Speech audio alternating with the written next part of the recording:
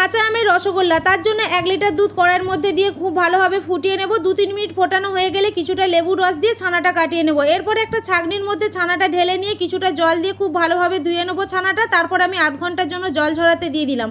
আধ ঘন্টা পরে একটা থালার মধ্যে ছানাটা ঢেলে হালকা হাতে ভালো করে ম্যাশ করে নেব।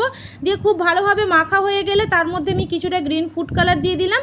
যেহেতু কাঁচা আমের রসগোল্লা তো একটু গ্রিন কালার হলে দেখতেও ভালো লাগবে। এরপরে ভালো করে মেখে নেওয়ার পরে ছোটো ছোটো বলের শেপে সবগুলো বানিয়ে নেব। এরপরে এদিকে একটা কড়াইয়ের মধ্যে 1 বাটি চিনি আর 3 বাটি জল দিয়ে খুব ভালোভাবে চিনির শিরাটা বানিয়ে নেব। চিনির শিরাটা যখন খুব ভালোভাবে ফুটে উঠবে তারপরে এক এক করে ওই বলগুলো দিয়ে দেবো। দিয়ে আমি হাই ফ্লেমে ঢাকনা দিয়ে 10 মিনিটের জন্য রান্না করতে দেবো। 10 মিনিট পরে ঢাকনা খুলে আমি এখানে কিছুটা কাঁচা আম ব্যবহার করছি যাতে ফ্লেভারটা খুব ভালো হয়। তারপরে আবারও 10 মিনিটের জন্য মিডিয়াম ফ্লেমে রান্না করতে দিয়ে রেডি হয়ে গেল কাঁচা আমের রসগোল্লা। দেখতে কতটা সুন্দর হয়েছে দেখো, ততটাই স্পঞ্জি হয়েছিল। আজকের রেসিপিটা যদি তোমাদের ভালো লেগে থাকে অবশ্যই চ্যানেলটাকে সাবস্ক্রাইব করে নিও। টাটা।